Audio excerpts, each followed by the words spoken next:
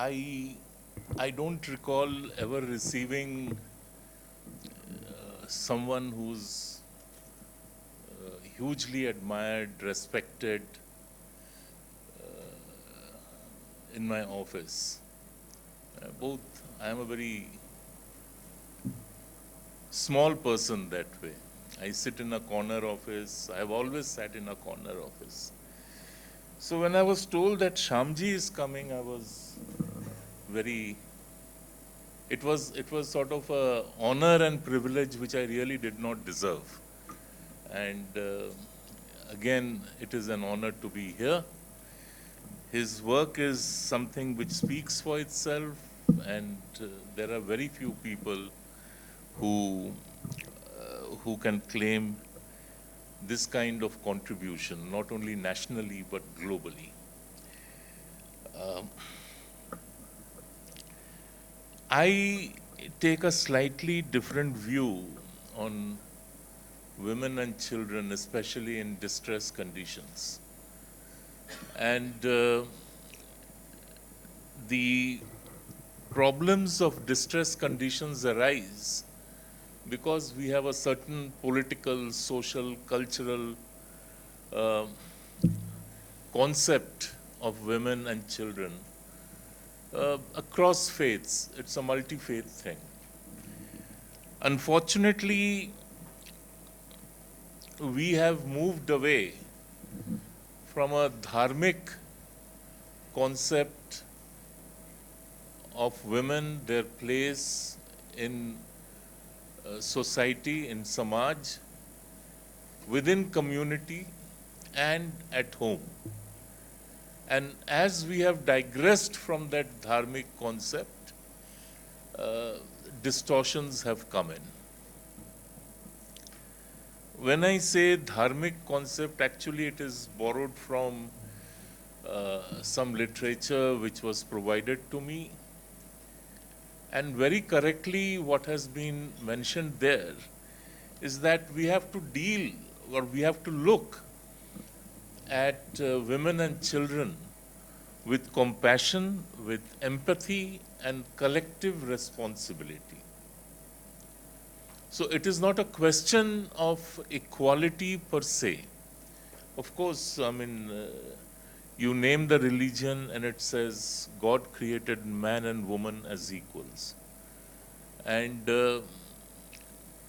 by all constitutional standards, they are equal. But being equal and being empowered, being equal and being given dignity, being equal and being seen as a part of the integral whole, these are two different ideas. So if you look at, for instance, in the Bible, there is very little mention of a feminine name. The name which appears more than any other apostle is the name of Mary Magdalene. Now, very little is known about Mary Magdalene apart from the fact that she was a woman from a fishing village called Magdala, and that she followed Jesus wherever Jesus went. And she was witness to his crucifixion and his resurrection. But if she had been a witness to the two key events that define Christianity, then she should have been revered as a witness to the miracle on which an entire faith hangs. And yet she is not mentioned anywhere. The prophet who brought about the existence of Christianity, that's Christ, he was born of a woman called Mary. And it is supposed to be an immaculate birth. And Mother Mary is there in liturgical literature, but you will never mention her being, you will never hear her being mentioned in a proper service. So there they mention only the Father, the Son, and the Holy Spirit. There is no feminine element to it. The same would hold true for Judaism. The only woman who's mentioned in Judaism is Miriam, and for an entirely different reason. But if you look, I will skip Islam because I don't want to dwell on that. But if you look at Hinduism, from the Vedic ages down to till the time of the invasions, women had a certain space and place in society, in culture, and in the economy. So they were part of the integral whole. And then, of course, we know distortions have come. And one of the most, and I'm not talking about too many years ago, I think it was in 86 or 87 when I was with the Statesman. I had gone to cover the Kumbh Mela. I now forget whether it was an Ardh Kumbh or a Purn Kumbh. Most probably it was the Purn Kumbh. Otherwise, there wouldn't have been such a big media spend those days. And one of the most heart-rending features of the Mela was an entire camp where girls who were abandoned by their parents in the Mela would be collected and taken. So it happened in our society, in our faith. And even before that, I mean, after independence, we would frequently have what is called sukha, drought. And the peasants would migrate to urban areas or to other places looking for livelihood. And they would quietly leave their girl child on the station, not their male child. So these distortions need to be remembered or recalled, if only to measure that since then we have recovered a lot. We have reinstituted the dharmic principles with which we should and we have traditionally located women and children in our society, in our family, in our community.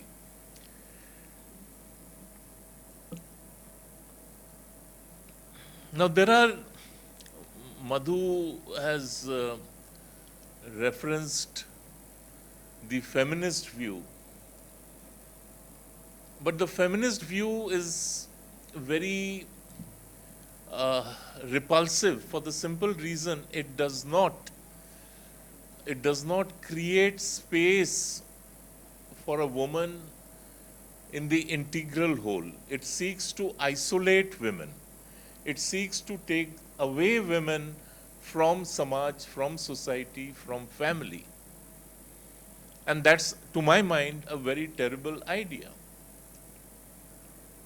And this whole concept, I am a woman, therefore I am in control of my body. Of course you are in control over your body. It's your right. But when that quote-unquote concept of womanhood begins to impinge on how the judiciary sees the place of women in society, in community, and in family, then it becomes a problem. The judiciary in our country has this undying urge to be seen to be modern, and modern sadly a, is sort of seen as being equal to blindly following everything that is Western. And in the end, we end up following or just copycatting the trailer park trash culture of the West. Now, for instance, it's impossible, and I don't think this is something which is legalized anywhere in the world, not even in the West, that if a man and a woman are married, and the woman conceives a child, and then for whatever reason an abortion is felt necessary, the woman alone gets to decide, so it's a unilateral decision. This does not empower a woman. What it does is that it isolates the woman. It takes her away from our idea, our concept of what constitutes a family. We are not a society of single mothers or single fathers. I'm not being derisive about men and women who end up being single parents. But that is not an ideal condition, an ideal situation to be in. Nor should it ever become a fashion statement. Lastly, I would just make a couple of random points. For instance, we never extol Ram as an individual. We always say Siya Ram. So we see Ram and Sita as an undivisible entity. Just as we see Krishna and Radha as undivisible. So these are some things which we should keep in mind. And if you look at the political history of the world, the first woman prime minister globally was a Buddhist from Sri Lanka, Sirimavo Bandaranaike. And the second woman prime minister was Indira Gandhi, a Hindu from India. The third, of course, was Golda Meir, Prime Minister of Israel. But if you read her story, it's of enormous courage, terrific courage. It is a personal triumph. It is not a triumph of the cultural essence or the social essence of Judaism. So I suggest media should, after all, media is Indian media, not American media, not European media. So Indian media should see things in an Indian context, in an Indic context. And Atalji used to say, the problem is that we start referencing women as Durga, as Shakti. But it would be far better if we reference them as persons. I am a person, she is a person. So these are some of the thoughts I want to leave behind with you. And I would also like to make a mention that, we underestimate our own work. The terrific work which is done by Sewa International is unimaginable.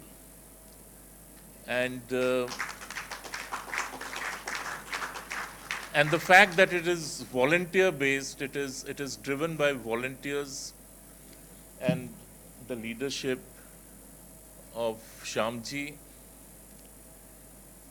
I first encountered Sewa International was when I was in the Prime Minister's office. We had just had the terrible super cyclone in Odisha. And one of the first organizations to jump in for immediate rescue work, not even relief or rehabilitation, was Sewa International. So that was so many years ago. I was young, I was callow, but I would attend the meetings because I was running the donation campaign, and the electronic donations had just come in, so and nobody over there knew how to operate the machine, so I was made to operate the machine. So I remember that, Shamji, very well. So I would commend the organization. I would commend all of you. And if in any manner you are connected to media, I would urge you to look at India through the Indian lens. Don't look at India through the cracked lens of America or Europe. Here we are not impersonal. We are not indifferent. We are not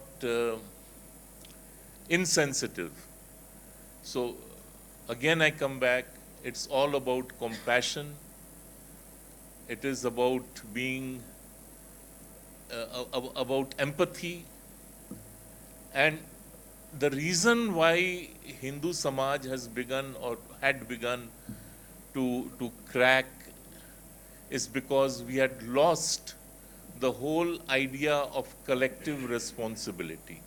So I think we should once again move towards that. Thank you very much.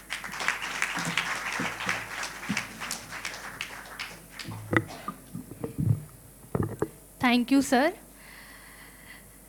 Given our time constraint, we kindly ask everyone to keep their question concise and to the point. This will ensure that we can address all the queries within the allotted time frame.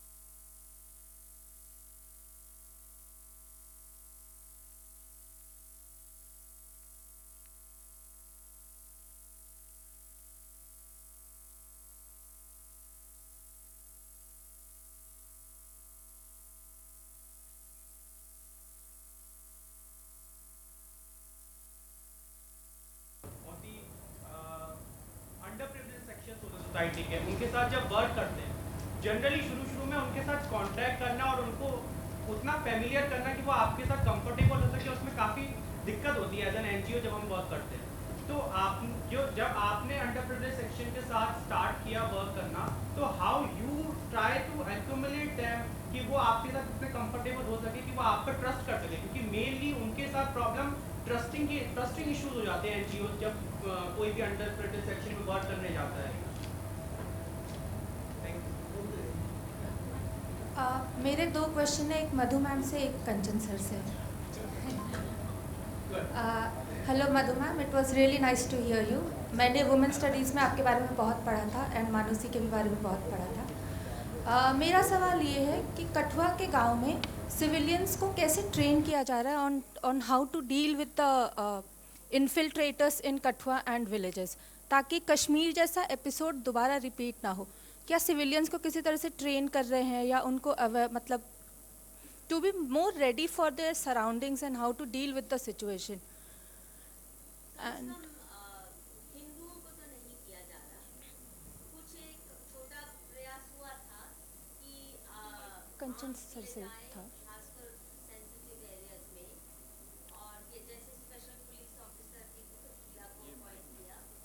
अच्छा लेकिन जो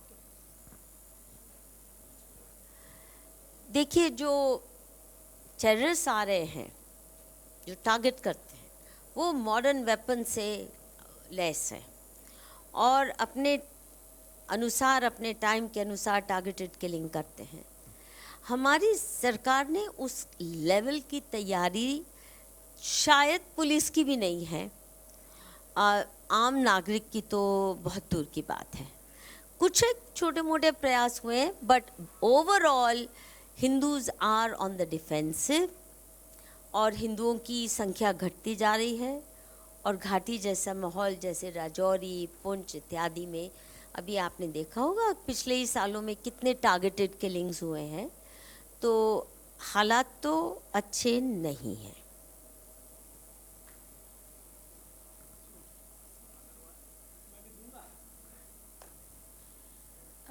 कंचन sir, आपसे question ये जो है वो इसलिए, since you were associated with ministry of broadcasting and information, and उसमें बीसीसी भी मेरे ख्याल से आता है।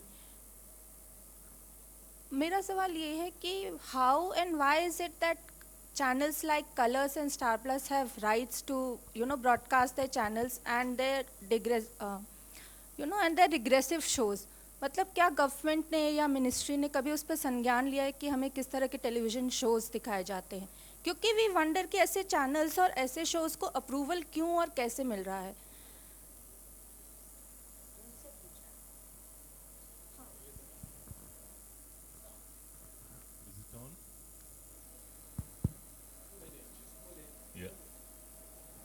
Hello. Yeah, before I come to your question, I just wanted to clarify something. The government of India, because Jammu and Kashmir was under President's rule, the government of India has initiated a program of civil self-defense. So I think they are called civil forces.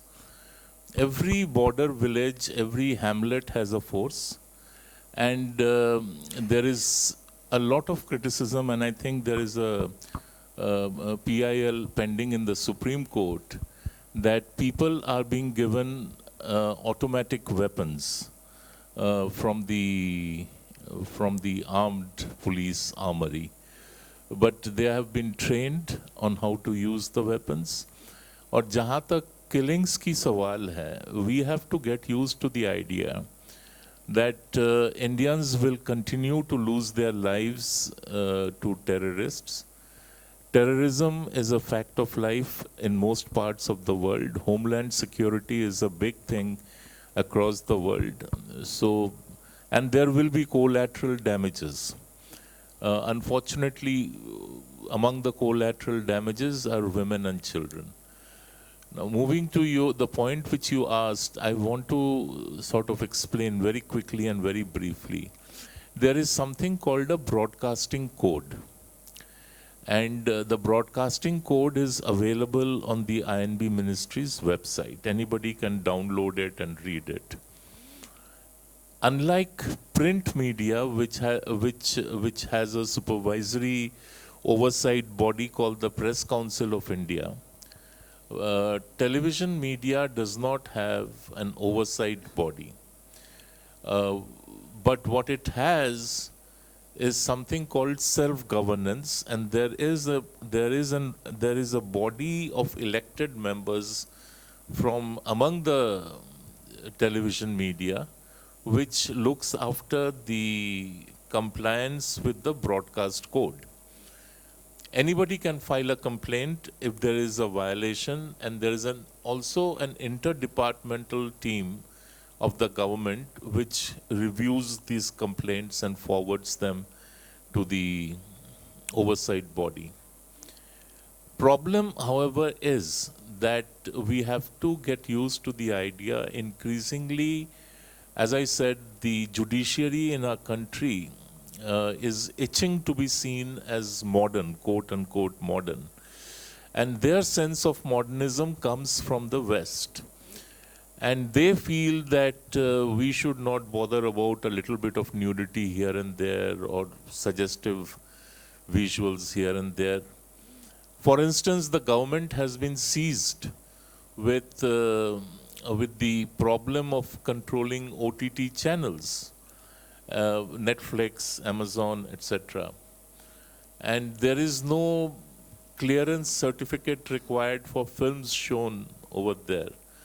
So the certification process is not there and they get away with anything. The Supreme Court recently, I think 1 or 2 days ago, gave a ruling on a PIL saying that there shall be no supervision of OTT channels. Now, if you have the Supreme Court saying that there shall be no supervision, you really can't do anything beyond, biting your fingers. But I agree with you in principle, yes. And my friend who I think was here last year, he is now pursuing this with great intensity. So let us see. I mean, we live in a very fluid situation. Thank you. मैं कुछ इस पे add कर दूं?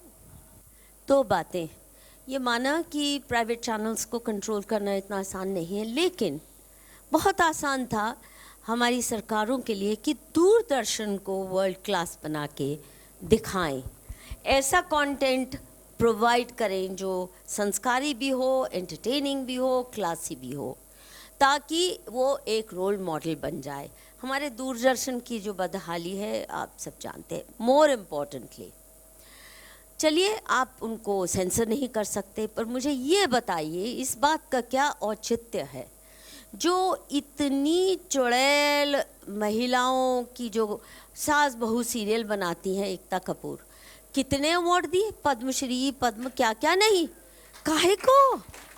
Why is she being projected as a role model when she is producing the most hideous? और वो संस्कार दे के तो महिलाएं कैसे होंगी? घर तोड़ने वाली, एक दूसरे को मारने वाली, छुरे घोंपने वाली.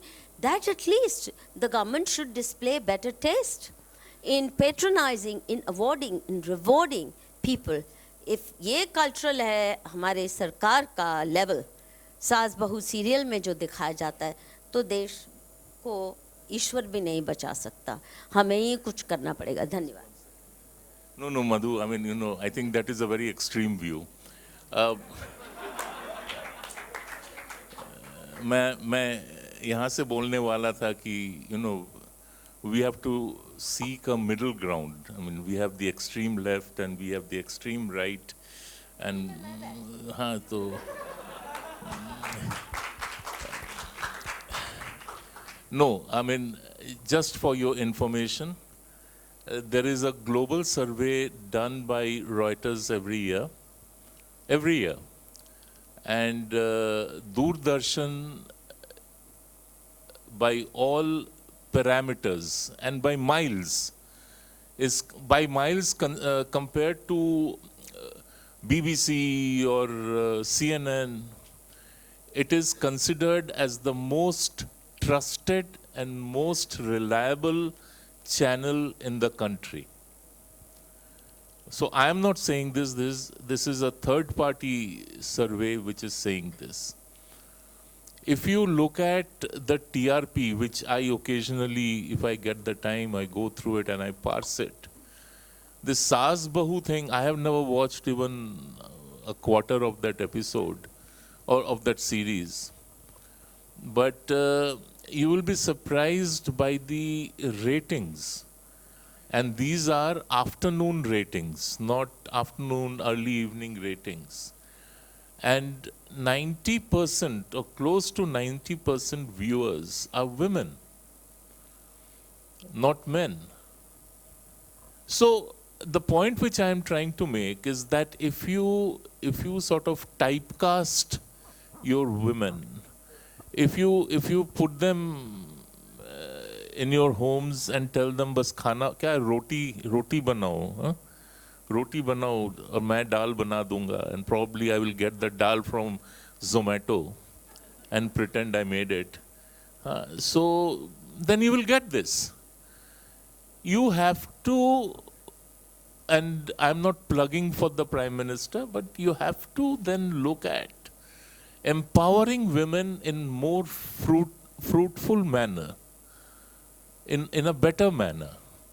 This whole thing of Lakpati Didis, if it gets going, I can assure you viewership for Saas Bahu will automatically dip. So you have to look at this whole thing of banning something, prohibiting something, that could be done 60, 70 years ago. Today it just cannot be done. And if you are demanding that, remember, when we are not in power and the others are in power, they will demand that Sewa International should be banned because we don't agree with their work. I don't know whether I have it. If you look at the map, the most intense yellow is in America and Canada of Sewa International's work. And the State Department से लेके वहाँ के जो lefties हैं, liberals हैं, academics हैं, they just don't know how to deal with Sewa International because Sewa International leaves them behind and accesses people. Am I right about this, sir? In America, it's way ahead.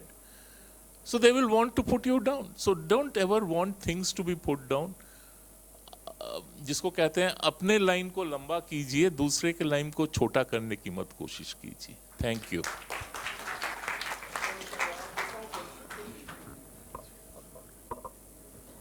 आपका enthusiasm मैं appreciate करता हूँ. उस मित्र ने एक प्रश्न पूछा और वो प्रश्न ऐसा है कि प्रैक्टिकल साइड है, वो कहीं जाके अनुभव किया हुआ, इसीलिए वो प्रश्न आया उनके सामने. तो बड़ी अच्छी बात है. देखिए, हम कहीं भी जाते हैं तो हम अपना अहंकार, ईगो साथ में लेकर जाते हैं. अपने सर पे बैठा होता है, वो साथ में चलता है, वो आप हटा नहीं सकते इतना आसानी से, और हटना भी नहीं चाहिए. है मेरा अहंकार, मेरा है, आपका. लेकिन हम जब सेवा करने जाते हैं तो उसमें से बाहर आना चाहिए. और आप और हम, वो सेवित है, हम सेवक है. ये जब दूरियां बनती है, वो स्लम में रहते हैं, मैं कॉलोनी में रहता हूँ, तो मेरा अहंकार फिर काम करते रहता है. और ये जब तक रहेगा तब तक वो आपके साथ एक नहीं होते, आपको एक्सेप्ट नहीं करते.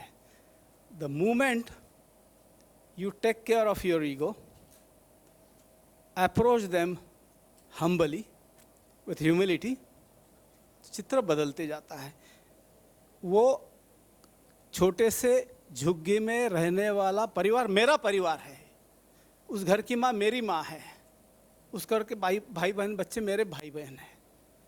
ये जब आप एक्सेप्ट करने लगेंगे, आत्मसात करेंगे, तो आपकी बात मानने लगेंगे. ये जब तक नहीं होता है तब समझ लेना कि वो प्यार अभी निर्माण नहीं हुआ है. मैं हर हमेशा कहता हूँ कि जब हम सेवा करते हैं, ऐसे बच्चों को पढ़ाई कराने जाते हैं, समझिए, छोटा सा ही बात, छोटी सी बात, तो वो दिन आएगा एक दिन कि आपको देखते ही बच्चे दौड़ कर आएंगे, अरे भैया आया, भैया, दीदी आई, चलो चलो चलो चलो चलो, और smiling and joy and you know, that's the greatest reward that you are asking for. इससे बड़ा रिवॉर्ड कोई नहीं होगा, है ना. आखिरी एक वाक्य, ये तो 2 वाक्य समझ लीजिए. स्वामी विवेकानंद तब नरेंद्र थे और उन्होंने बातों बातों में कह दिया कि मैं देश का उद्धार करना चाहता हूं, तो रामकृष्ण परमहंस ने उनको खूब डांटा. हुआ, तुम उद्धार करने के लिए होते कौन हो तुम? भगवान ने गरीबी पैदा की है, भगवान ने अशिक्षा पैदा की है, ये सब है. यदि ये नहीं होते तुम किसकी सेवा करते भाई? कोई अर्थ नहीं है उसको. तो इसलिए वो कभी कैरी नहीं करना चाहिए. And then he says, Swami Vivekananda says, let the receiver stand up and allow, let the giver kneel down and serve. तो उनके सामने झुक कर, ह्यूमिलिटी के साथ, पूरे विनम्रता के साथ आप सेवा करेंगे तो ज़रूर वो आपको अपना लेंगे. ये अनुभव हर कार्यकर्ता का, हर व्यक्ति का जो वहाँ जाके उस तरह से व्यवहार करता है, वो परिवार सारे उनके होते हैं, ज़िंदगी भर के लिए होते हैं. एक दिन के लिए तो वो याद करेंगे 30 साल बाद भी बच्चा कि मेरे भैया ने मेरा जीवन बना दिया, मेरी दीदी ने मेरा जीवन बना दिया। तो ये संबंध निर्माण करें।